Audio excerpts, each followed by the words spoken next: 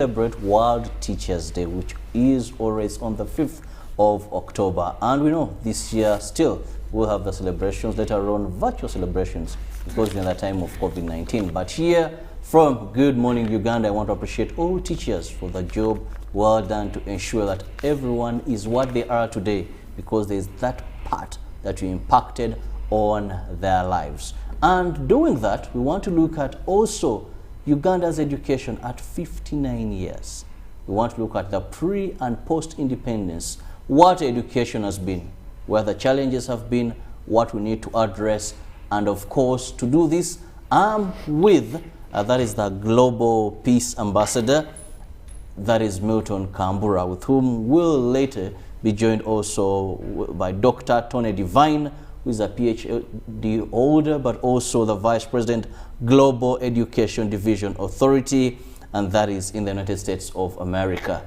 And he's already with us. Dr. Tony, you're most welcome to this discussion.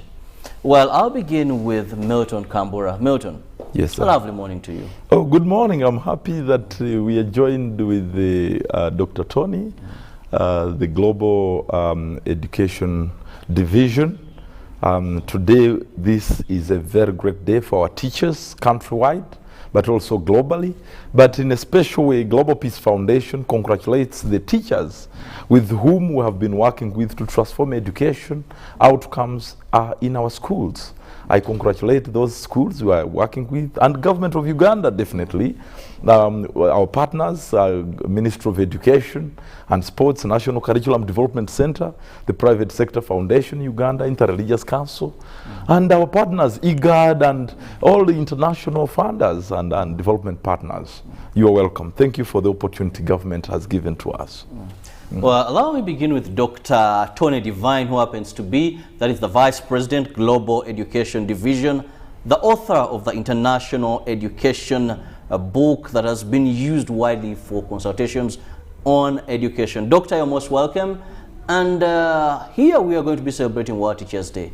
But we want to first begin by understanding the role of teachers in transforming the education sector. Something that we are always referring to as it is their role. But how do they do this? Yes, indeed. So thank you very much for the opportunity to be on the program here today. And I really want to echo Milton's sentiment I want to really congratulate, appreciate all of our teachers out there, and on this Global World Teachers Day. And Global Peace Foundation and our partners are actually taking the opportunity for the entire month of October, to celebrate teachers around the world. And you're asking me about, what is the role of the teacher? I think as we move forward more and more into the 21st century, the role of the teacher really needs to evolve, I feel. When we look at our students, they're not just cognitive beings, they're whole persons, right? So the teacher today has to focus on developing the whole person for future success. And this, there is nobody apart from parents who can have such a lasting impact on the life of a student than a teacher.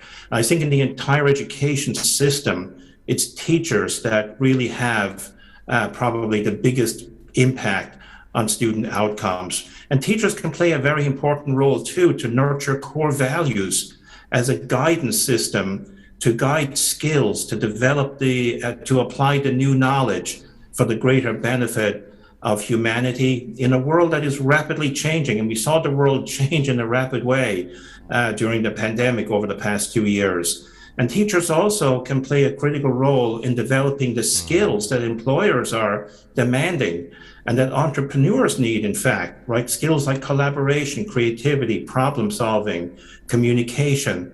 And I think they also have to be really great relationship builders, right? Building those great relationships with students, but also going beyond the classroom and engaging the parents. I think this year around the world, teachers were invited into the homes of families all over the world. It was unprecedented thing. I think a really wonderful thing, silver lining in many ways. And teachers really have to develop that outreach, right? And I would encourage parents to do the same as well. So these are like some of the thoughts, right, on the role that teachers can be playing going forward.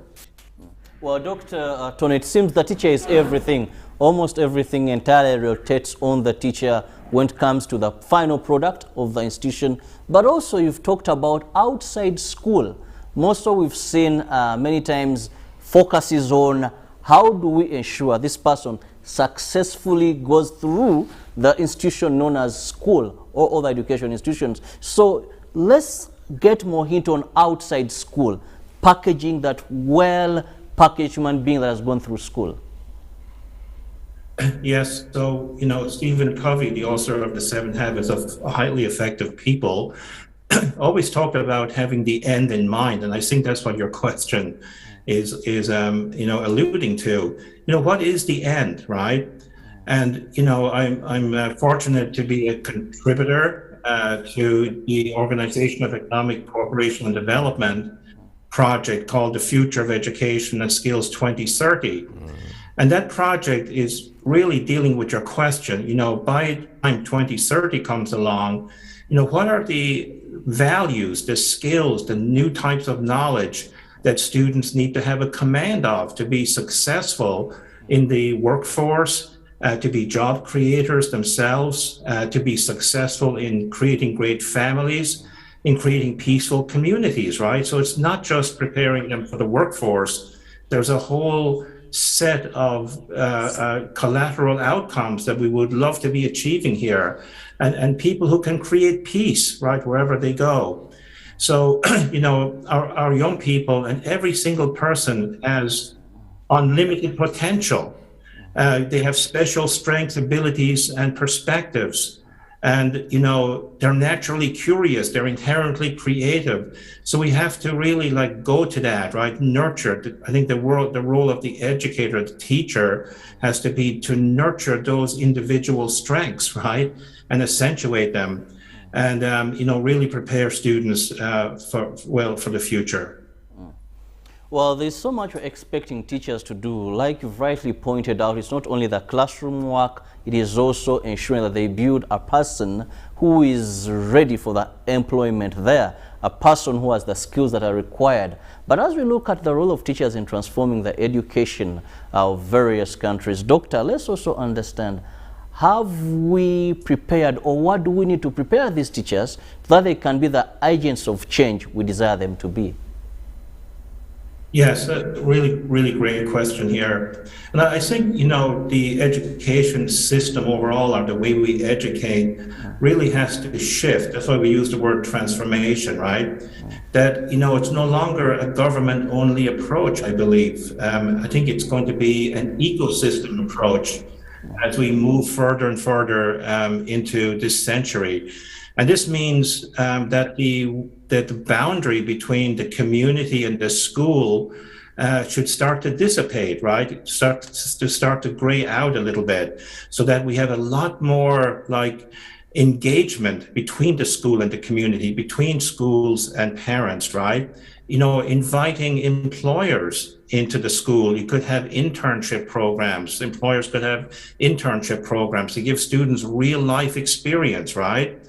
And, you were talking about the professional development of teachers. I think teachers are a tremendous resource. We just have to allow them and give them the room to innovate from the bottom up. I would love to see a lot more bottom up innovation, right? We need to see innovation from the top down too, but also bottom up innovation. And, I think teachers have the potential to be their own best professional development resource, right? And fortunately, we have amazing models of schools where teachers themselves take over the professional development, right, of themselves. They're constantly learning.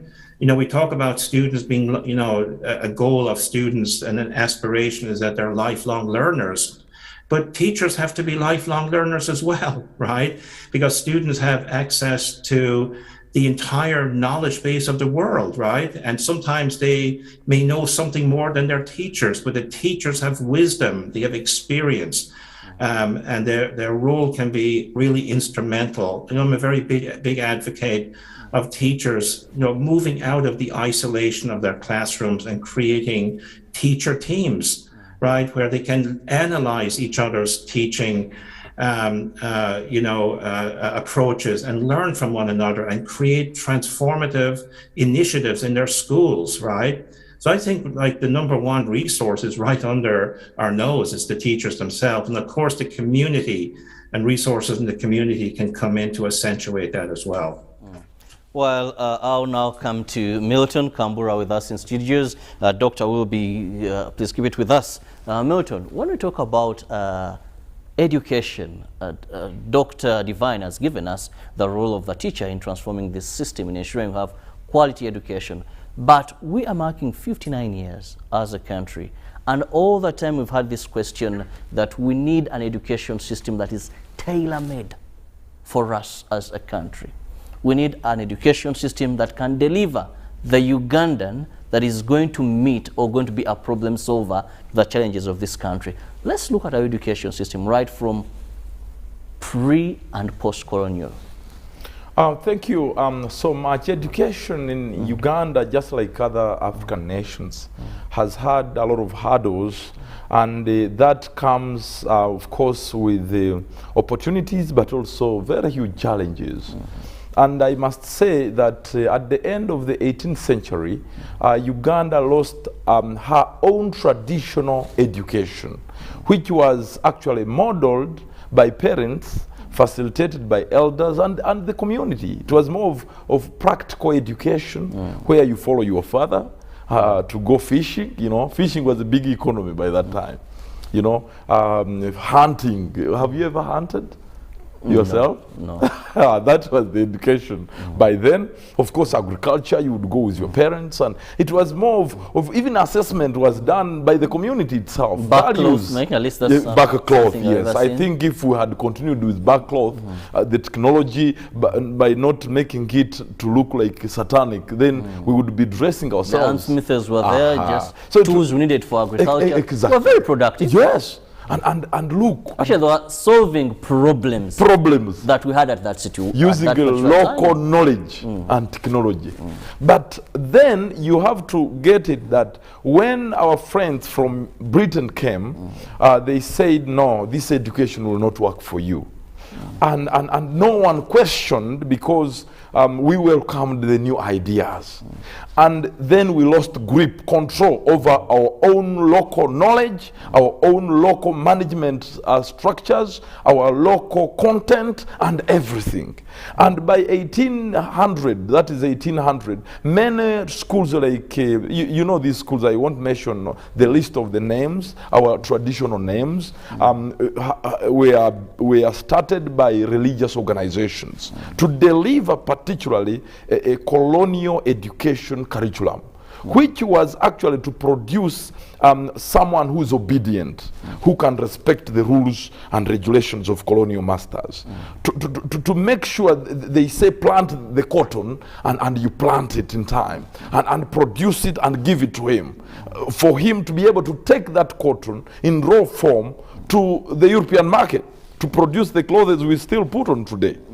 So that was the education to further the recolonization, the foreign interests of our colonial masters, not for the objective of using the local knowledge and resources to solve community problems. That was the challenge of that time. And I must say on this TV, on our national broadcaster, that it did not and it will never help any African nation to produce manufacturers, moral and innovative leaders. It will never help us become self-reliant. That's why Global Peace Foundation, government of Uganda, and all our partners, everyone, the parents, we are calling upon everyone, because Dr. Tony Divine has just told us, no government can transform education alone. The Ministry of Education cannot do it alone. The curriculum development must welcome views teams from the private sector who have modeled the education frameworks. Government can scale up some of these ideas that, for example, character and creativity initiative that we have launched in schools, the leadership and entrepreneurship hubs, and all these things can be scaled up by government. But then the last area, which is very contentious, is that we have seen that whereas our friends and our brothers and sisters from Europe bringing a colonial education, for them in Europe, in Britain, that was a time around of industrial revolution. Exactly. For them, they are talking about industrial revolution, manufacturing of machines, you know, and commanding serious theories to shape management capacities of different people to go control and champion and capture territories.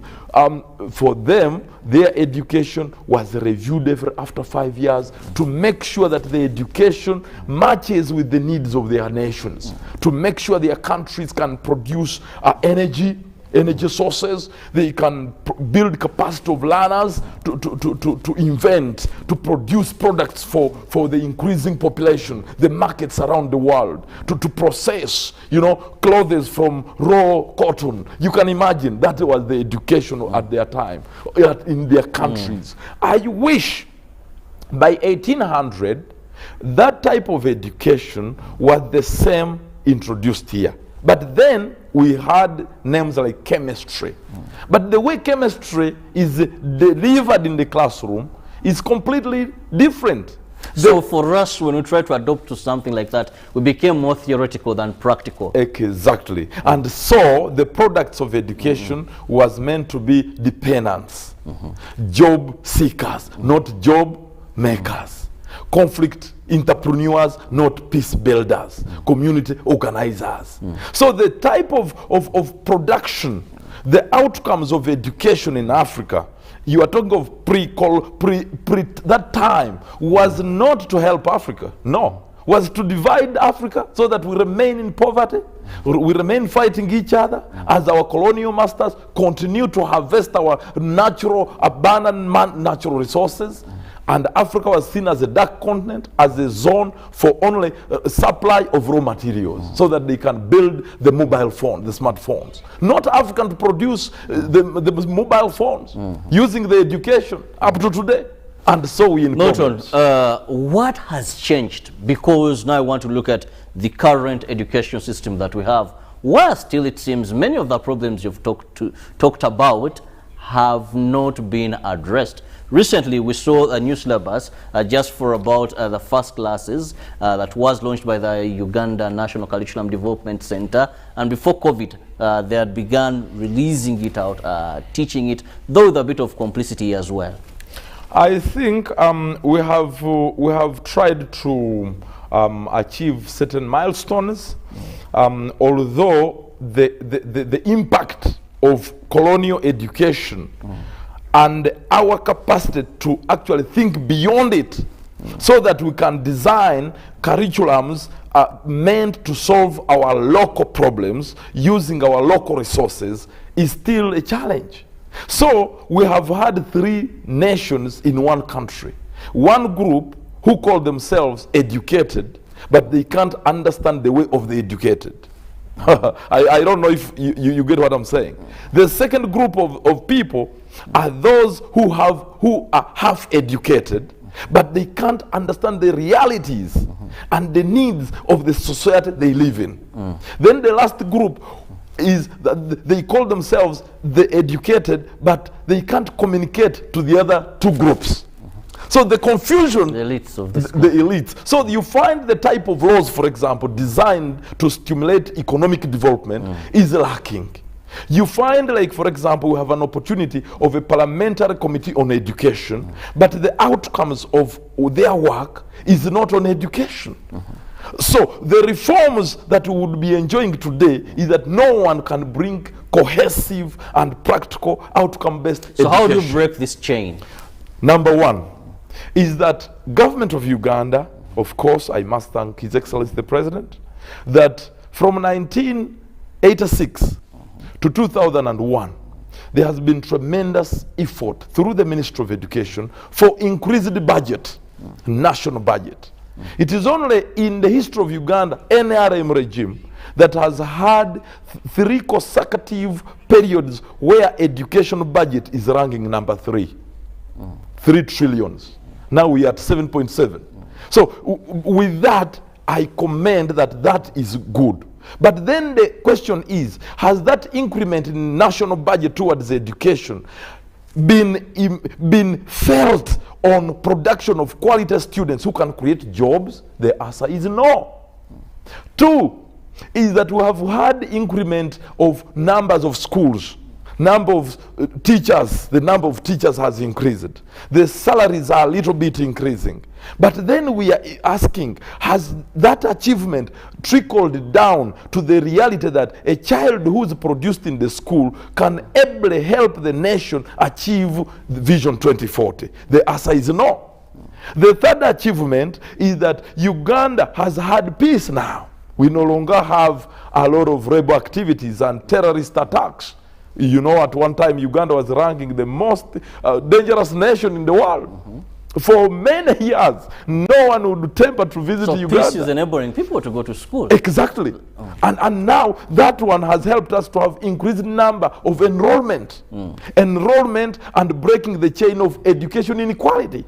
But then the question is, realizing the increased enrollment due to peace and that atmosphere, has it enabled the teachers and the nation to bridge cross partnership to shape new curriculum and be able to produce students who are able to produce products like phones, cars, planes, create chairs, the one we are seated on, the cameras, everything, so that our dependency ratio reduces, so that our debt burden reduces from 4.7 trillion to probably maybe 4 trillion. Milton, this is where I want to bring in Dr. Divine, who happens to be an education consultant, and I believe is well read in issues of education. Dr. Divine, what should be Africa's niche in terms of transforming her education system? We've seen great nations like China, where they have embraced technology. India, we would see them, they have so much focus in the medical arena. So countries like the third world countries, what should be our priority if we are to transform and benefit from our education sector? That's a really great big question. And when you look at Uganda and you look at Africa overall, it's a continent. You know, Uganda, has the second largest youth population in the world, right? 70% are under the age of 30. And Africa as a continent, generally speaking, has such a huge percentage of young people. And I think it's important to step back for a second and recognize that this is your number one asset. It's not the natural resources. You have that as well, right? But it's your young people. When you look at the United States, you look at Europe, you look at developed nations in Asia like Korea, Japan, they're aging nations, right? It's like, you know, I can tell you right now here in the US, right, as a result of COVID, there are signs up all over the place looking to hire people, right? It's almost impossible to find people to hire, right? You don't have that, you have the opposite problem, right? In Africa and Uganda, you've got all these young people, right, that can, that we can focus on developing their skills. You know, I had a conversation with the Minister of Public Service a couple of years ago when we did the Global Peace Leadership Conference in Uganda in 2018. And I asked him, like, what is the top priority that we should be, in Uganda? What is the number one issue? And he said it so clearly, it is to imbue skills in young people, develop their values, develop their skills, right? So that they can actually develop the country, right? As a result, develop the economy. Milton was talking about Vision 2040. So, during that 2018 Global Peace Conference, our chairman, Dr. Hyunjin Preston Moon, talked about an African renaissance, right? Led by Africans, I think that is like an aspiration that we can all get behind, right? And see that happen, in Uganda and in Africa as well. You see, the world today happens to be a global village. And much as Uganda or Africa would focus on ensuring that they have the skills there still will be a challenge of how competitive are what they put on market. Is Africa ready for that? Yes, I mean, I've been to Uganda many times. I've been to Kenya, Nigeria, many of these countries, and I was really impressed, in Uganda, especially by your teachers. I think, not because I'm on this program, but just, independently of that, I think the teachers in Uganda are amazing people, the ones I've met, and so are the school principals as well, and the students are like amazing as well. So, I see just unbelievable potential here. We also, we started doing some entrepreneurship programs in schools in Uganda over the years, a program called Leap Hubs. And I was just blown away with just the ideas that these young people have, to solve local problems, right? We need a lot of ingenuity. We just need to encourage them, motivate them, mentor them a little bit, right? And I think that they can, without a doubt, come up and be competitive. When you look at the big tech companies like Microsoft, they've opened up, a software development center in Kenya. So, all these companies are looking to Africa as the next area of growth, right? This is where they want to be. So, yes, I think if the mindset is such that you want to move into being a middle class continent and country, and there's the will there, and you're willing to invest the hard work, absolutely that can be done without a doubt. I've seen it myself. Well, I'll come back to Milton. Milton, doctors rightly said that yes, Africa is the next target in terms of development, making money, but we need great minds. We need competitive people that when the rest of the world comes to Africa, Africa can still compete. We don't go back to the days where they're just draining everything out of Africa and later Africa stands not to benefit. But world over, the world is now going in terms of technology. Looking at Uganda's case, technology in terms of our education system, in one way or the other, is still lacking because of the enormous challenges. You look at the coverage, internet coverage, gadgets required for the education, delivering such education. How best can we expedite this as a developing country? We must actually, I am very happy that the entire country, all our teachers are watching today, and our education leaders and partners. But what's very critical today is that future education will not take place only in the classroom. That is the beginning. Technology is already disrupting the economy. Technology is delivering education. Technology is actually delivering the business world. So what does that mean? It simply means, my brother and my sister listening today on this national broadcast, is that we must anchor our education to new knowledge and skills, 21st century competencies, abilities, and skill, and those things that we feel when our children are empowered with, whatever disruption of the future, they will live and survive. So one of those items is what you are saying, technology. It is giving us an opportunity to create jobs that did not exist. I don't know if you have gotten my point. But even when you talk about creating jobs, yes. if you had Doctor very well, yes. He says that we need to prepare ourselves. Yes. So that when these opportunities come, we are set. And what I put to you was clearly that yes, let me maybe use an example to get it closer. That you're having many telecommunication companies that are coming in. We are having many sophisticated ways of treating people that require technology. Operations are being done using technology. And when you go to many of these hospitals, for example, in the area of medicine, we're seeing foreigners come here just to operate these machines.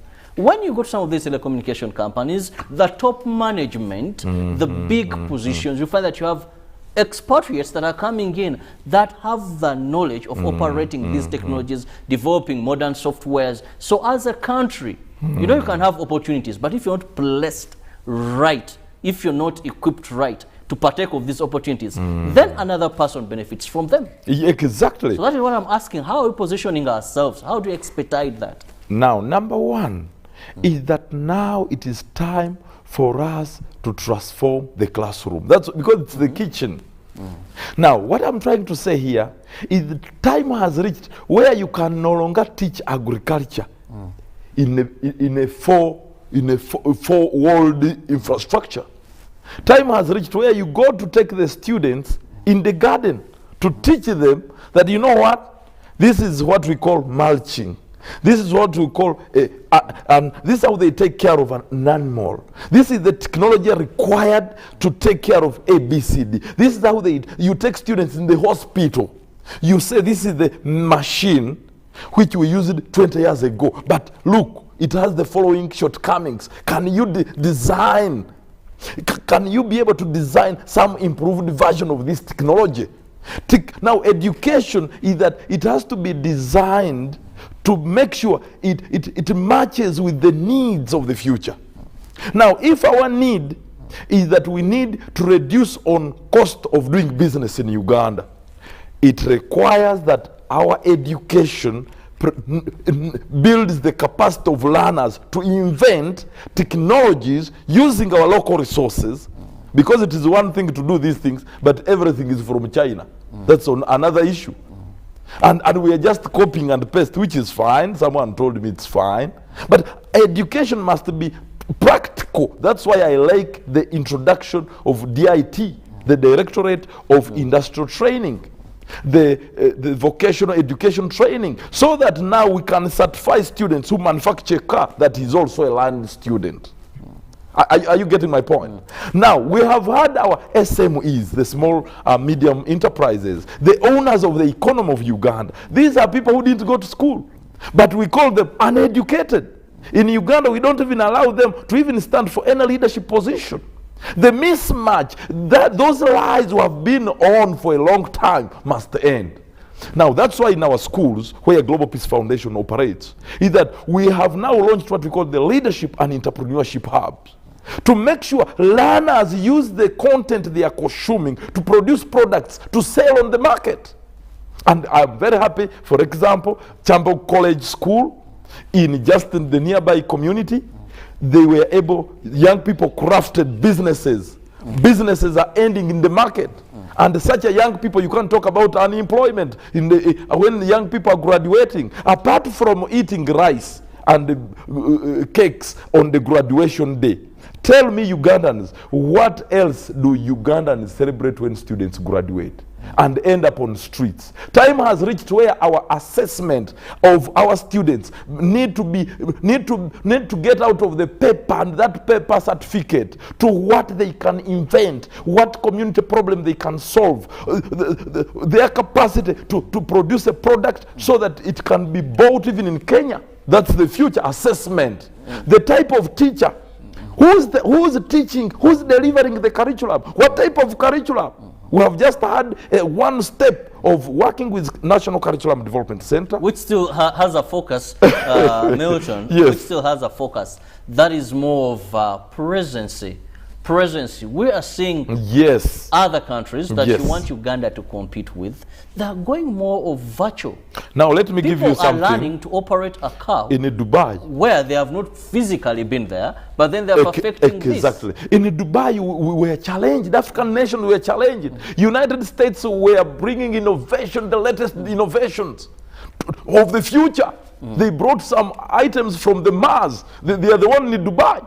Kazakhstan brought a seat of the future which is going to float in the air. Look, African nations are taking dancing only, dancing traditional dances. And I saw heads of state, yes. Uganda took pride in making sure the United Arab Emirates embrace our... know what we have here. Yes, but then IGAD report... And investment opportunities as well. Exactly. But then investments are coming. But is our human resource future ready? What quality of education are they consuming to pass an exam out of crammed information, reproduction of the same information the teacher has brought? No. That is why we are saying the future of the world is in Africa. But then by 2037, as we seek to see that Africa is going to become the biggest consumer, but consuming what? Consuming imports or consuming locally manufactured products and services. Well, I'll go back to Dr. Divine, watching and joining us from the United States of America. Doctor, when we talk about the opportunities in Africa, Milton has rightly said we're going to be the biggest consumer in a time not very far from now. But the biggest issue is, when we talk about all this, it shows you have the potential. What have we failed to do right as a nation, blessed with opportunities? Yeah, I think we just really have to, develop talent, right? So, once again, the focus has to be on education, right? Educating your amazing young people. I just want to kind of remind everybody on the program here today, you're talking about the potential in Africa. The top entrepreneur in the world today is African, Elon Musk. He was born and raised in South Africa. And, I see, how many more Elon Musks might be in schools, right? In Uganda right now, this minute, right? Waiting for a teacher, waiting for the education system to nurture their ideas, right? To support them, to develop them.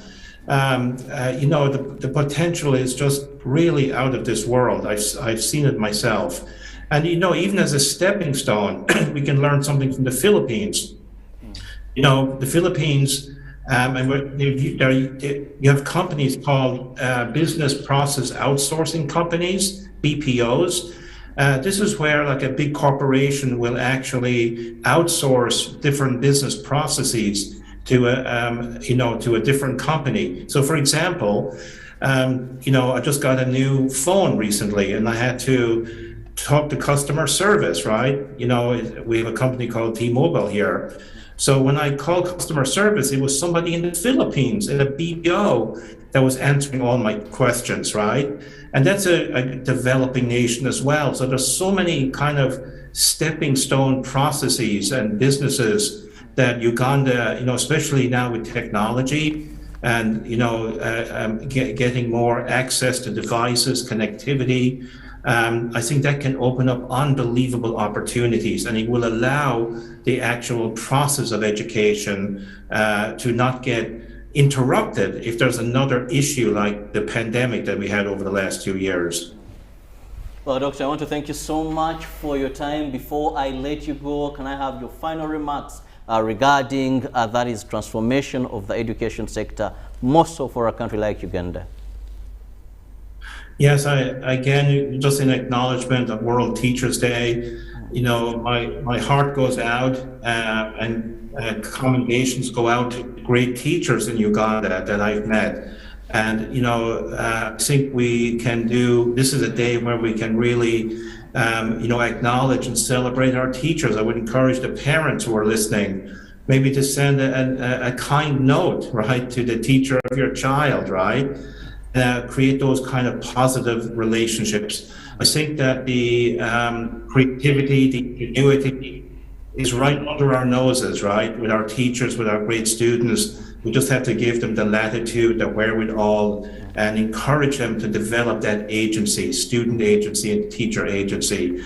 And I think the future of Uganda can be really, really great, without a doubt. Well, I want to thank you so much, Dr. Tony Divine, who happens to be the Vice President, Global Education Division, United States, but also an author and a global consultant when it comes to education. Thank you so much for your time, Dr. Milton. Oh, you're very welcome. Thank you. Okay. Well, time is not so much on our side. Allow me to have your final remarks regarding education. We've come from afar, but there's still much we have to achieve. Yeah, using that 1 minute, I congratulate our teachers. And I must say, the future of this country is in the hands of the teachers. You produce the thieves, you produce the best, you produce the innovators, you produce the bad parents, you produce the corrupt. So all problems of the whole world, of our country, the first person to blame is the teacher.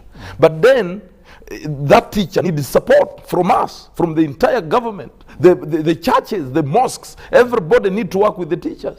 Budgets will not work alone because even if we increase his salary or her salary, without having those opportunities of teacher exchange programs, we need to take our teachers to United States, to Japan, to visit, and they come and rigorously change the way they present chemistry, physics, and all those stuff. So in my conclusive remarks, I must say that time has reached when parents need to be also teachers. The home to be turned as a school faculty.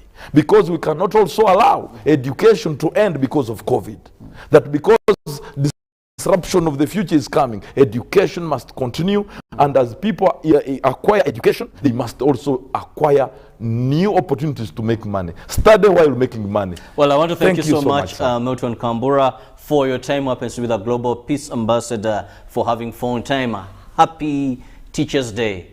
We hope and pray that the teachers will not lose hope, and also will gear up efforts aimed at ensuring that the education institutions in this country will open, one of them being vaccination. So wherever you are, a teacher, a non-teaching staff or supportive staff to an education institution, and students above 18, let's please go for vaccination, because it is one of the major conditions to have this. Let's prioritize education, because an educated nation is evidence to development. Have a lovely day. God bless you. Okay.